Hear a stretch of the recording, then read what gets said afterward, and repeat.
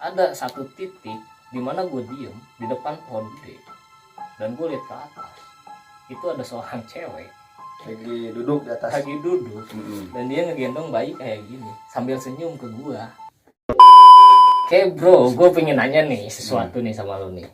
Lu kenapa sih awal mulanya lu kenapa bisa melihat hal-hal yang orang lain tidak bisa lihat?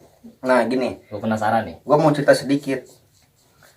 Yang namanya bisa melihat sosok seperti itu misalkan faktor pertama memang karena dari turunan. Nah turunan itu ada yang positif, ada yang negatif.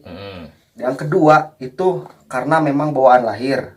Oke. Nah yang ketiga itu memang karena belajar, dan belajar itu kan ada yang negatif, ada juga yang positif. Nah taruh yang misalkan yang negatif. Nah yang negatif ini tuh misalkan kita belajar tanpa tahu asal usul sang guru, sebut aja dukun atau paranormal gitu. Oke. Itu menurut pemahaman lu ya. Kalau misalkan ini menurut pemahaman gua dan gua ambil dari kepercayaan gua, itu hanya dibedakan tuh hanya menjadi dua bagian. Yang pertama ilmu karomah, yang kedua jinasab. Nah, lu udah pasti tahu kan? iya. Nah jadi gini teman-teman, perbedaannya ilmu karomah itu yang datangnya langsung dari Allah. Kalau yang jinasab itu faktor keturunan. Faktor keturunan otomatis. Jadi itu bukan yang datang dari Tuhan. Nah itu Jadi itu tuh bisa dikatakan ilmu dari jin. Nah jadi kayak turunan lagi itu kan ada yang negatif, ada yang positif. Nah mungkin yang sebelum orang yang bisa melihat sosok itu, jadi melakukan sebuah ritual. Iya ritual gitu untuk melakukan misalkan sesuatu apalah gitu untuk kayak misalkan kesuksesan. Nah namanya yang kayak gitu, nah si makhluk itu meminta imbalan. Nah pesugihan pesugihan ya. Betul. Nah bukan imbalan kayak misalkan tumbal, ada juga yang minta tumbal, ada juga yang minta tumbal, ada juga yang minta sesuatu kayak misalkan si sebelum gua nih atau sebelum kita orang yang bisa ngelihat nenek moyang. Nah nenek moyang sebutnya nenek moyang. Nah si nenek moyang itu belajar tentang ilmu, misalkan dia pengen melihat sosok yang gaib lah gitu. Ya. Nah udah bisa misalkan dia, nah dengan satu syarat, jadi si ilmunya itu tidak bisa dihilangkan, yaitu turun temurun. Nah itu. Nah turun temurun juga itu kita ya disebut taruh sama lah gitu. Nah ada juga yang negatif, ada juga yang positif. Ya kita ambil positifnya aja lah. Nah itu meskipun nggak ada sebenarnya nggak ada sih di agama gua kan, nggak ada kan, nggak ada yang kan? Itu ya udah sih pengaruh jin. Nah gitu. Itu yang namanya ngelihat hantu.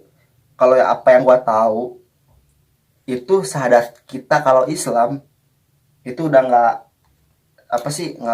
sah gitu. Orang sakit itu mah. Nah itu udah disebut orang sakit, jadi ya sudah terpengaruhi oleh jin. Itu sih kalau pemahaman dari agama kan. Nah itu, dan juga kayak apa sih, menurut gue itu bukan banyak yang bilang itu orang indigo itu suatu kelebihan. Enggak, ya itu jelas udah suatu kekurangan. Gini deh, kalau otak normal, pikiran normal, siapa sih yang pengen lihat setan gitu? Nggak akan ada. Iyalah, ngapain kita lihat setan, toh hidup kita aja yang nggak bisa lihat setan nggak tenang. Nah itu, apalagi kita bisa lihat. Nah, terus juga kayak anak-anak indigo mempunyai beberapa sifat, kayak misalkan si A cuma bisa ngelihat doang, si B bisa ngelihat sama bisa mendengarkan. Nah si C ini yang bisa melihat, mendengarkan, dan berkomunikasi. Menyentuh, jadi bisa menembus dunia mereka gitu. Ya mungkin kan itu yang tadi apa sih pembahasan yang step by step ya, mungkin itulah ya. Jadi kalau misalkan ini apa sih step yang pertama orang yang hanya bisa melihat, step yang kedua orang yang bisa melihat dan juga mendengar, step yang ketiga nih mungkin bisa dikatakan orang yang udah sakti lah gitu, sampai kita bisa berkomunikasi, kita bisa menyentuh. Nah mungkin itu kali ya apa sih ya, bisa dikatakan udah yang paling advance lah gitu. Udah paling advance gitu. Dan makanya kan gue tuh aneh, kok ini orang kok malah bisa lihat yang kayak gitu, gua aja yang belajar gua nggak bisa gitu, lu dengan enaknya belajar enggak, ibadah juga jarang gitu kan, Ah, lu suka mabuk-mabuk gini gitu itu, tapi lu bisa ngelihat, makanya kan mungkin pengaruh jinnya emang lebih banyak gitu daripada gua. itu mungkin gua memang spesial. Spesial mata jin gitu. Kadang gini, banyak yang ngomong juga ke gua, misalkan nanya, "Cok, di sini ada apa?" Di situ gua nggak pernah mau jawab. Nah, Karena kenapa? Karena yang pertama, gua takutnya menyesatkan misalkan teman gua sendiri. gue paham. Yang kedua, takutnya juga gua salah karena kan itu menurut gua memang halusinasi gitu. Nah, kayak gitu. ya itu tadi kan yang kita bisa melihat sesuatu yang tidak bisa orang lain lihat, itu bukan suatu kelebihan, Bukan, ya. melainkan kekurangan. Banyak hal negatifnya Nah itu, ngeganggu ke kehidupan kita sehari-hari. kita nggak tenang, hidup kita nggak tenang. Nah. Kita kesini, cir gua lihat ini, kita kesini lagi, cir lihat ini, kita kesana lihat ini, kita ke air mau kencing lihat yang kayak gitu, jadi nggak jadi dong. Kan jadi malah keganggu gitu. Nah, itu jadi psikis gue juga kena dikit gitu. Karena di kita udah kena banget. Baru dikit lah. Baru belum banyak gitu. Eh, Ya, intinya banyak hal negatifnya ya gitu yang gue alamin. Tapi kalau menurut gue gini nih, misalkan kalau kalian belajar pengen lihat sosok-sosok yang kayak gitu, nah kalian belajar misalkan di usia 25 tahun, yang otomatis dari umur 25 tahun kalian belum pernah lihat apa-apa. Nah, ketika misalkan kalian belajar dan kalian bisa, nah, dan gue yakin kalian pasti bakal shock iya pasti. dan mentalnya kena banget. Iyalah. Karena apa? Karena belum terbiasa ngelihat hal-hal yang kayak gitu. Memang. Ya karena apa yang pernah gue pelajari, gue rasain, emang keganggu sih sebenarnya Iya. sih. Beda sama yang udah bisa ngeliat misalkan dari kecil, Dari taruhlah. kecil sudah terbiasa. Sudah terbiasa. Karena pembiasaan untuk melihat hal-hal gaib itu lama waktunya loh. Enggak sehari 2 hari, enggak seminggu 2 minggu. Itu juga tergantung kitanya. Kalau mental kita ya emang berani nih, emang kuat. Yang mungkin dalam waktu beberapa minggu atau beberapa bulan kita udah terbiasa nih, mau gimana juga udah bodo amat lah gitu. Oke. Ya contohnya seperti kita baru masuk kerja nih, otomatis kan di dalamnya kan orang-orang baru. Nah, jadi kita harus bisa membiasakan terhadap orang-orang baru. Contohnya seperti itulah ya. Jadi nggak semudah gue bisa lihat nyerak sehari, gue biasa. Nggak bisa gitu bro, nggak bisa gitu. Nah, gini juga gue mau cerita dikit. Waktu pas awal-awal gue bisa ngeliat kayak gitu, gue lagi biasalah pulang kerja. Pulang kerja gue malam sekitar jam 11. Nah, gue ngopi di luar rumah. Biasalah ngopi ngerokok sambil nyantai gitu, sambil nunggu ngantuk. Dan ada sosok yang nyamperin gue berupa kayak kakek-kakek lah gitu. Dan dia ngomong ke gue gini, "Jang, antarkan Abah Uwi." Gila, ngeri banget itu. Ya, jadi translate-nya ini, tolong antar kakek pulang. Nah, kayak gitu. Gila, di situ gua langsung merinding. Gua nggak mau ngedenger. Udah jelas-jelas di depan. Udah jelas-jelas gua ngedenger. Dan gua anterin dia kayak gimana. Dia megang ini sambil nunjuk. Sambil nunjuk. Kali itu Jang. Nah, itu dekat rumah gua, depan rumah gua. Ngantrinya memang nggak jauh, ada mungkin sekitar 10 meter. 10 meter. Jadi itu tuh ke tempat apa sih? Kuburan kah? Enggak, Apa kayak ke pohon, apa gue lupa lagi nama pohonnya tuh. Ya, pohon buah lah gitu. Pohon lah. Iya, pohon. Pohon lah. Gue jadi merinding nih anjing. Jang, itu waktu gue pas ada mungkin sekitar sebulan gue bisa ngeliat yang kayak gitu. Bener-bener ngeri. Itu Langsung cerita lu ya. Iya, langsung ngomong, "Jang, antar ke Abah." Sumpah merinding banget gitu. Kalau gue gini loh. Itu pertama kalinya gue denger. Pertama kali. Iya. Kalau pertama kali gue bisa bukan bisa ngelihat ya, mungkin emang ditakdirkan gue hari itu gue bisa lihat gitu. Jadi ada suatu fenomena tuh gini. Gue tuh di Jawa kan tahu lah lu Jawa, otomatis kan hutannya tuh masih rimbun lah. Nah di situ gue tuh lagi mau ke rumah kakek gue malam-malam, belum malam sih, udah isya lah, udah isya, belum malam banget kan. Otomatis kan kita melewati hutan, hutan karena tetangga kan pada jauh juga gitu. Dan ada satu titik di mana gue diem di depan pohon gede, dan gue lihat ke atas, itu ada seorang cewek lagi duduk di atas. lagi duduk, dan dia ngegendong bayi kayak gini sambil senyum ke gue, gini aja. Itu waktu kecil. Gue waktu kecil, karena kan pola pikir gue, oh mungkin itu orang, karena kan belum tahu gitu, belum mengenal hal-hal yang seperti itu. Dan di situ orang tua gue tuh bilang kayak gini, Rip, lihat apaan sih? Ya gue jawab dong, itu Pak, saya lihat ada cewek di atas pakai baju putih, dia lagi gendong bayi gini sambil senyum ke arah gua. Disenterin tuh sama bokap gua tuh, disenterin. Dan yang masih gue pertanyakan sampai sekarang tuh, jadi ada aura di sekitaran tubuhnya tuh, ada aura, ada warna hijau sama merah, ada warna hijau sama merah. Itu sekali-kalinya gue ngelihat secara jelas banget, dan gue masih ingat sampai sekarang gitu. Mungkin itu sebuah trauma, sampai sekarang sih enggak juga gitu. Tapi yang anehnya tuh auranya tuh warnanya hijau sama merah gitu. Itu juga kan gua belum pernah belajar juga sih. Ada yang memang kayak aura-aura gitu, misalkan warna hijau kayak gimana ininya, terus merah kayak gimana, gue juga nggak tahu sih.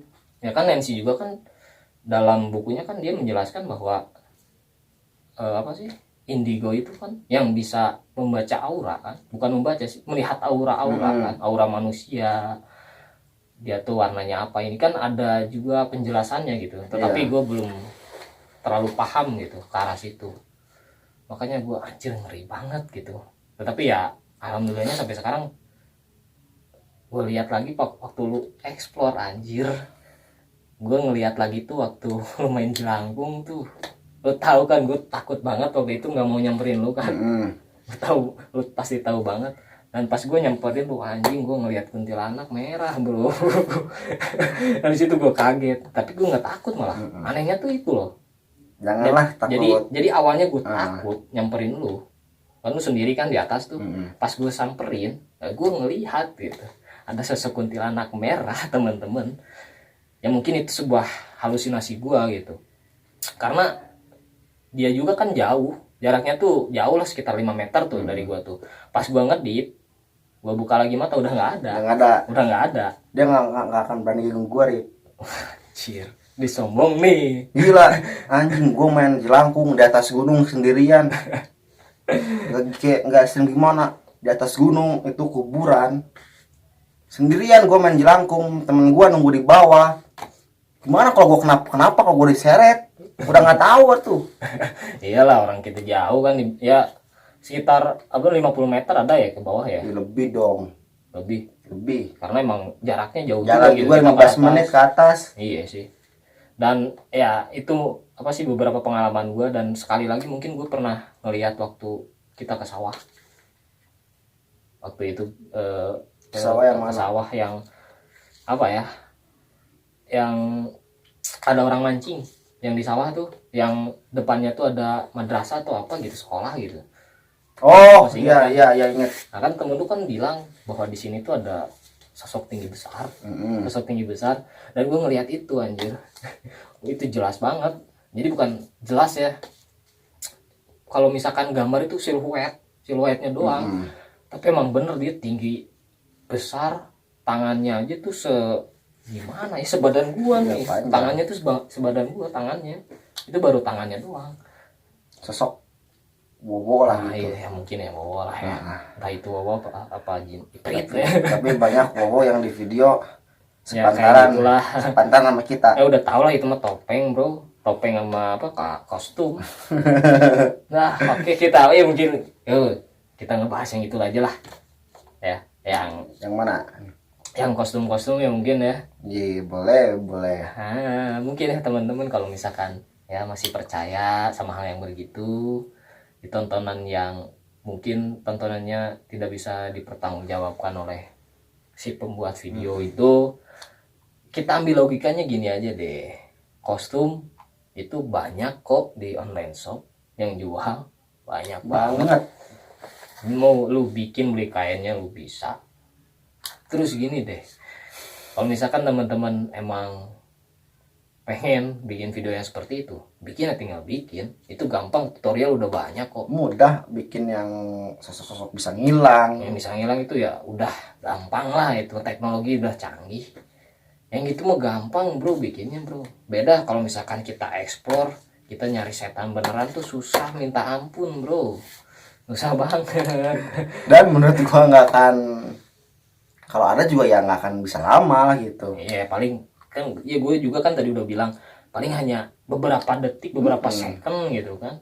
Ngilang terus muncul lagi, hilang muncul lagi, ya kayak gitu. Iya beda, Nggak- mungkin beda halnya sama yang udah ilmunya tinggi gitu. Iya, bisa Itu juga kan dikunci bisa, atau bisa lama gitu. Mm-mm. Nah ini soal, oh iya kan banyak komen apa sih netizen yang berkomentar tuh, bang itu kan udah dikunci, makanya dia tuh bisa diem lama. Terus Nah gini nih teman-teman, yang pernah gue pelajarin, emang sih ada penguncian untuk sosok yang seperti itu, tapi nggak semudah itu juga gitu, nggak bisa lama juga seperti itu gitu. Memang bisa lama, tetapi itu tadi mereka juga mempunyai ilmu, mempunyai apa ya, mungkin ya ilmu tersendiri gitu untuk bisa membuka kuncian juga gitu. Itu yang pernah gue pelajarin dari guru ngaji gue gitu. Makanya kalau misalkan teman-teman berkomentar itu kan udah dikunci gini gini gini gini gini gini gini, mungkin itu pemahaman teman-teman yang belum, mungkin ya, yang belum pernah terjun langsung gitu ke arah situ gitu. Karena gue pribadi kan gue udah pernah belajar itu gitu, dan setidaknya gue tahu gitu. Terus yang soal kamera kan itu udah didoain bang, udah didoain bang, makanya dia tuh bisa masuk ke dalam kamera. Oke, gue jawab juga nih ya, gue jawab memang ada ritual-ritual tertentu, tapi kan itu tidak masuk syariat bro. Masalahnya mah itu kan menyalahgunakan lah Nah, istilahnya gitu. Itu kan tidak direkomendasikan untuk oleh agama gitu kan. Makanya kok aneh gitu. Memang itu kan masalahnya itu ritual bro, ritual. Yang gue tahu itu ritual. Jadi misalkan nih handphone kita diritualin supaya kita bisa menangkap sosok yang seperti itu. Memang ada itu, memang bisa, tetapi kembali lagi apakah bisa lama atau tidak. Dan jawabannya nih menurut pemahaman gua nggak bisa lama juga, karena nggak semudah itu juga. nggak bisa sampai durasi 10 menit. Nggak bisa. Yang dipukul langsung tiba-tiba ngilang pas mau dipukul. Nggak bisa seperti itu bro, nggak bisa. Dan memang sih bentuknya padat, bisa padat gitu. Memang Tapi kan butuh proses panjang juga, butuh proses panjang untuk bisa memadatkan wujudnya. Dan yang pernah gue pelajari itu emang awalnya tuh kan dari asap juga. Ini dari asap. Dari asap dulu, lama kelamaan ya dia berbentuk wujud aja. Dan itu pun nggak bisa lama, nggak akan.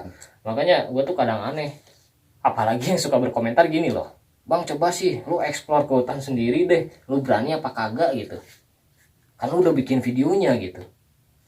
Sebelum lu ngereaksi juga kan udah bikin videonya, gue udah ke hutan live streaming yang no edit gitu. Tapi tetap aja gitu ngehujatnya tuh, lu mah cuma berani doang, paling di belakang ada orang-orang.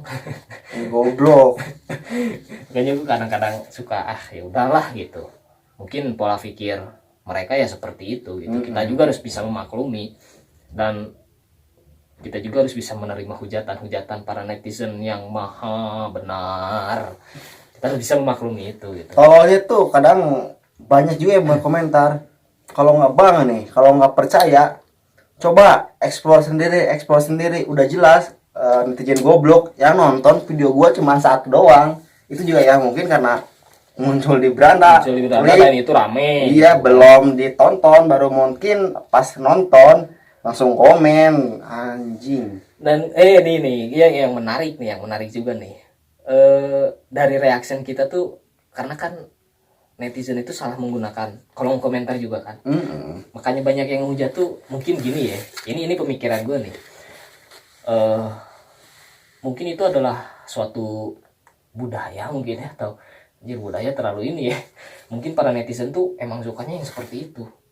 Jadi kita wah sukanya gue menghujat seseorang. Mungkin itu sudah menjadi sifat yang terbiasa atau Jadi sudah menjadi budaya. Iya, kayak udah turun temurun aja gitu. Makanya gue tuh suka aneh gitu. Kenapa sih lu untuk mengomentari sesuatu itu harus menghujat gitu? Makanya gue tuh aneh kok. Kenapa kalau pikirnya seperti ini gitu? Makanya gue sangat menyayangkan. Aduh, kok ngehujat gitu? Kok akhir-akhirnya ngehujat gitu? Nah, mungkin kalau menurut gua mungkin kalau misalkan dia mau menghujat orang, nah, dan hujatannya itu pakai akun fake, ada kemungkinan gini juga sih. Mungkin dia ingin pertama menjadi hate comment. Oke. Jadi dalam hidup realnya dia, dalam medsosnya dia, misalkan dia upload foto atau dia berkomentar, nah dia nggak pernah misalkan tembus komennya di sampai 100 atau like sampai 100. Okay. Yang namanya hate comment kan udah jelas, jadi dia mendoktrin penonton yang lain untuk jadi dia ngejar, misalkan kayak ngejar like, jadi dia tuh komennya tuh di atas gitu. Nah, jadi ya suatu dia pengen gue nih paling terdepan gitu. Gue pengen dipuji gitu dengan statement gue gitu. Jadi gua paham. Dia biar jadi kayak kepuasan tersendiri juga sih buat dia, karena dia nggak dapat di dunia real, ya dengan cara lain dia mungkin menghujat orang, dan komentar-komentar yang positif udah pasti jelas tenggelam ya, dengan hate komennya dia. Gue paham. Cuman apakah itu suatu cara untuk mendapatkan popularitas di dalam suatu komentar? Menurut gue nggak ada gunanya. Buat apa lu berkomentar misalkan yang komentar ngehujat tapi cerdas nih, misalkan nggak cerdas juga sih yang namanya hujat, emang goblok. Gini nih, untuk mencari popularitas nggak ada gunanya menurut gua. Beda halnya kalau misalkan juga. Beda halnya kalau misalkan kita ngehujat tuh tapi ada nilainya gitu. Dalam artian ngehujatnya tuh tapi hujatan nggak ada yang baik sih. Nggak ada yang mau hujatan ya. Sih. Hujat gitu. Kita ambil diksinya dari sini aja deh. Soal tontonan yang percaya atau nggak percaya. Misalkan nih fans sejati, ya gue percaya. Gue percaya. Misalkan lu nggak percaya, misalkan lu tuh komen di komentarnya dia, lu menjelaskan logika lu dan ideologi lu, tapi dia tidak bisa menerima. Dan pada akhirnya rata-rata nih kebanyakan orang yang seperti itu hanya mempunyai satu jawaban. Apaan? Lu so pintar. Nah, gue udah paham pasti ke sana. Lu so pintar. Berarti ini secara logika nih, secara logika. Kalau misalkan lu berkomentar lu sok cerdas, lu sok pintar, berarti kan secara tidak langsung lu lebih pintar daripada orang itu kan. Mengapa lu tidak mematahkan statement orang lain gitu?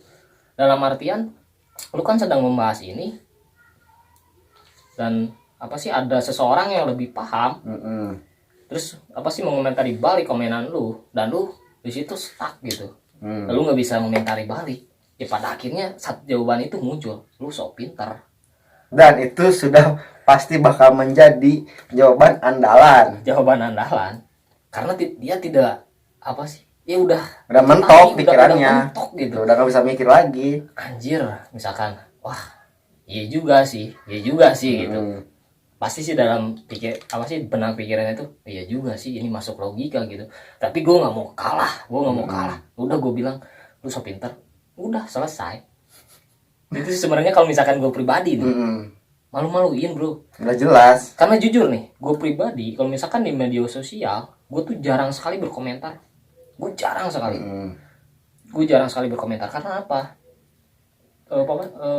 Gue takutnya yang pertama salah, kritikan gue salah. Dalam artian gini loh, karena kan yang namanya kritikan itu, kalau misalkan menurut gue benar, belum tentu menurut lu benar. Nah itu. Makanya gue tidak terlalu speak up soal komentar, gue nggak terlalu gitu. Ya udah sih masing-masing aja gitu. Lu salah ya udah salah gitu. Nah, ini durasi udah terlalu lama, Rik. Udah terlalu panjang. Jadi gini, menurut apa yang udah tadi lu ngomongin panjang lebar, jadi kita ambil kesimpulannya buat para penonton nih. Kalau menurut gue pribadi sih gini ya, kalau ditanya soal kesimpulan, banyak sih sebenarnya kesimpulannya. Mungkin gue di sini sedikit memberikan penjelasan ya gini lah. Kalau misalkan lu percaya dengan tontonan seperti itu, ya udah sih gitu, itu hak-hak lu gitu. Tetapi di saat orang lain tidak percaya dan mengomentari juga, ya lu jangan balik nyerang gitu. Kan kita juga hak, itu kan hak kita juga gitu, itu. untuk mengomentari balik gitu. Kenapa lu marah? Lu tidak apa sih? Tidak menerima perbedaan itu gitu. Karena kan yang namanya diskusi, ada perbedaan itu kan wajar. Udah Itu kan pasti, wajar. iya.